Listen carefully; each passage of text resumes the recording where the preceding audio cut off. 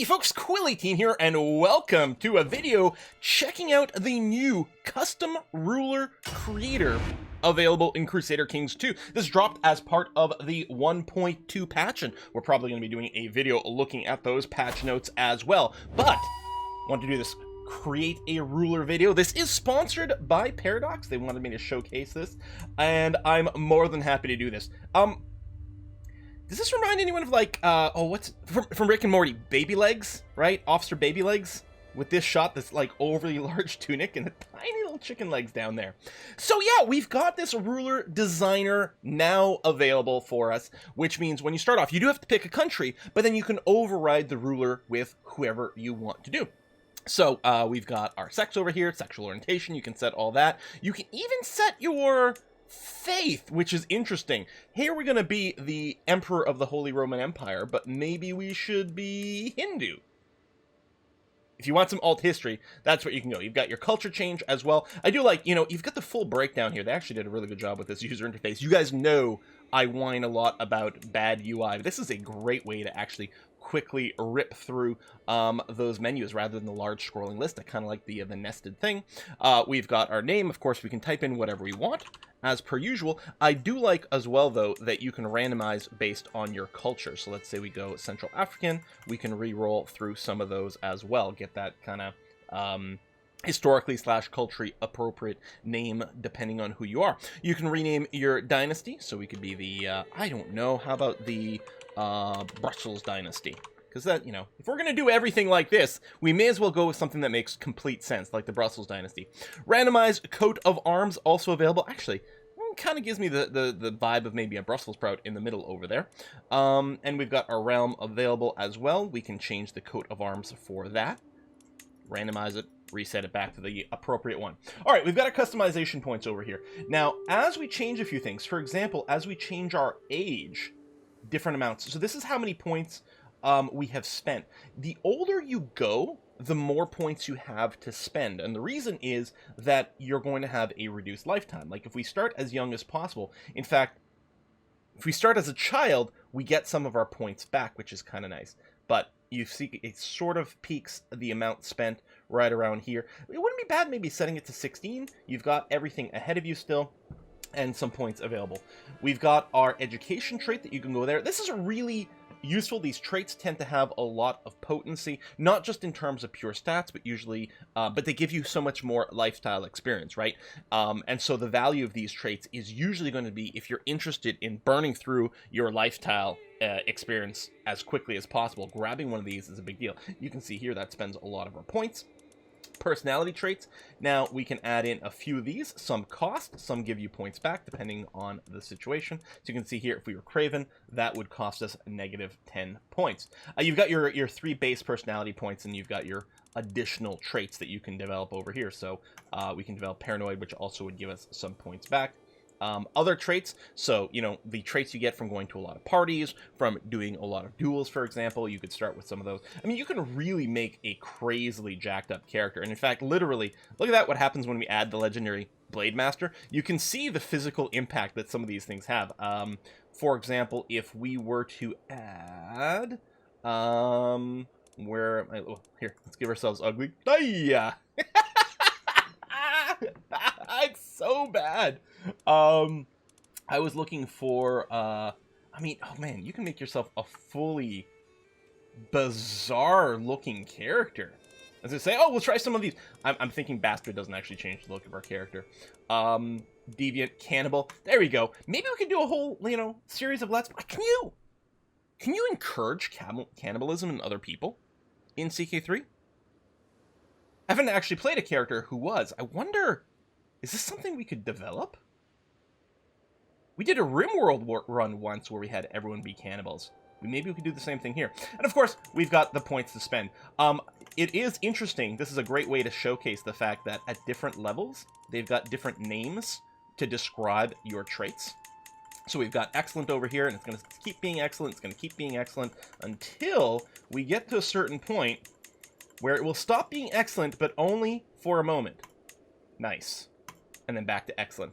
Because, like us, the people behind Paradox are 12 years old.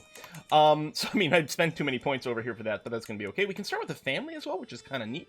Married, hang on, how do we add... Is it an age thing? Are we too young to have kids? Ah, it is an age thing. We're too young to have kids. Look at that. Ho, ho, ho. Oh, they thought of everything. Was this like that in Crusader Kings II? With the custom character creator? Where you were limited on how many kids you could have based on their age? Presumably, yeah, we don't have to be married to set that up. Starting with kids already does cost you points because you have a secure kind of family line. But how did we get old all of a sudden? How do we develop this beard? Oh, I guess when I changed the age, right, from 16 to 20. But we have a look going on here. What I was actually hoping to do is to see if maybe we could make someone who looks ourselves. So we've got, okay, hold on. When we're customizing over here, you can choose your base ethnicity. Wow, the ugly traits I didn't realize really changed based on your ethnicity. Wow. I don't even know which one of these is most unfortunate. Oh, and then you can click clicking it randomizes for the ethnicity. Oh my god. I hadn't actually clicked through here. Oh, we've got some real winners in here, don't we? Some of these look like... Every now and again, I see one, I'm like, you know what it feels like? It feels like a character you'd run into, like, a 3D version of, like, an Asterisk and Obelix kind of, you know, cartoon. You know what I mean? Right? Copy DNA. And paste it into another character. Oh, good. Excellent. Customize further. Yeah. Oh, bust size. Only available for women. Oh, boo. We're not... Okay, so this is interesting. Did the characters in CK3... I hadn't really noticed if their height just got randomized. I always assumed that characters were about the same overall height, modified by, you know, dwarf or giant, for example, right?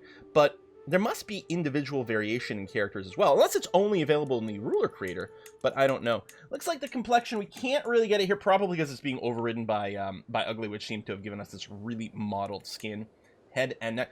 Okay, more character creators need to do this. I'm sick of tired of having to constantly rotate my character's face to be able to see you know, front versus profile. I didn't realize I was sick and tired of it.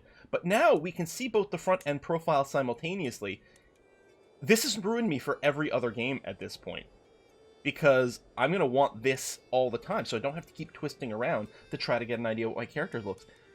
I've never seen this in a game. There may be other games that give you this sort of split view before, but I've never seen it in a game. We're not going to be able to see our ears, so bad example to look at over here. Cheek fat types. Oh yeah, it's changing us a little bit, and then and then we can add more, so that'll probably make it quite more pronounced. Cheek definition 1 and 2. Oh, hold on, we probably need to crank this to the max to actually be able to tell the difference. Wow, those cheekbones, they are something. We're not really gonna be able to tell our chin because it's covered in beer hair. I'm sure what everyone's going to do the first time they play this game is just try to actively make... Oh my god, there's so many sliders! Try to actively make their character as horrifically terrible as possible. Ooh. Thump, thump, thump, thump, thump, thump. Now, let's go completely in like that. Yep, okay. This dude is absolutely a winner. Can we do... See, distance? Yeah, I was going to say squeeze them together. No, squeeze them together as much as possible. That's what we want. Yeah, until we start, like, breaking the 3D model. At a certain point, the UVs are just being stretched to the max. The textures are like, no, please stop with the torture. Excellent. Big ol' eyes. Love it. Eyebrow fullness. Should we remove the eyebrows? No, I think we want, like, thick eyebrow. Which even a little bit... eyebrow fullness, eyebrow shape. Aha, there we go. Thick. Perfect. That's what I was hoping for. I kind of like the very strong Roman nose here. I don't think we're going to mess with too much. I can't believe how many freaking sliders they put in here. So these must all be values that internally already existed, and they actually probably get randomized for all the characters. That's why, okay, I'm so surprised at how different all the characters do look so frequently, because I have to admit, one of my concerns when going into Crusader Kings 3, well before it was released, I'm like, are the character models going to 3D? Are they going to look okay in the first place? And secondly, are they going to be varied and interesting enough? Because in my head, that meant they had to like generate 30, 40 different head models, but clearly they're all using a bunch of control points and probably have randomized generation for these ranges. And the character creator here is just exposing all these sliders. And man, you know, we've played Paradox games for a long time. Their UI skills have really come a long way. I was gonna say, oh, the hair colors, why is it not red? Well, it's because we're albino, so it's overriding this. But presumably this is probably part of the genetic makeup, right?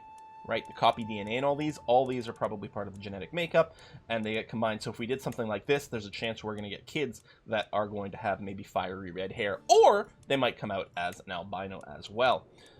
Finish the appearance, excellent, I love it. We're never going to put pants on you, man.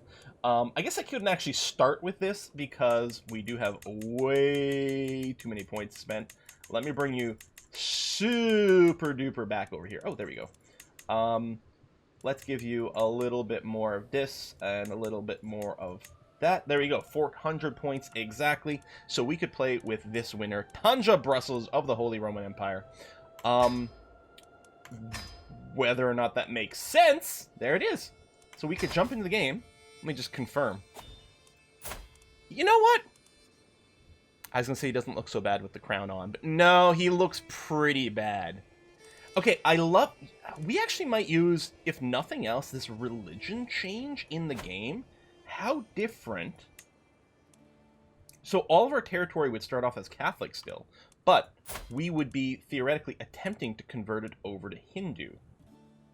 Now, that would probably be pretty hard in a large country like this because we would get so much religious unrest. I mean, these dangerous factions over here, yeah, they're pretty cranky, probably because of the religion difference.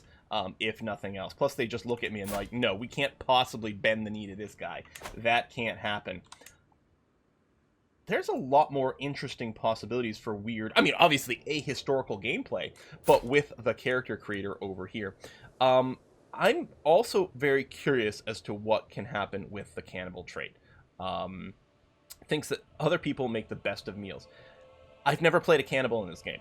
Can you just right-click on your prisoners and eat them? Can you eat, like, random people? I'm assuming there's going to be event pop-ups with additional options in the decisions that you can make based on being a cannibal. I do like the natural dread from the albino. And I know a lot of people have actually had some really strong games with the albino trait. Yeah, you have to reduce general opinion, but the natural dread will help to stop people from messing with you. Hideous is pretty problematic, though. That is a really, really rough trait. But, I mean, is he that bad looking? He looks like a nice guy. Ish. Well, no, he looks like a really nice guy. Actually, I have to admit, he looks really kind. And, I mean, he's temperate, he's generous, lazy, so doesn't do much. He's a little bit of a chicken, but he actually looks kind of sweet. Ugly, but sweet. Anyway, there's my quickie little look at the custom character creator for CK3. Go and check it out. If you want to, you can send me your beautiful character pictures on Twitter. Of course, on Twitter, I am at Quill18, and I really look forward to seeing what all you people are going to do. Folks, thanks a lot. I'm going to see you guys next time. Bye-bye.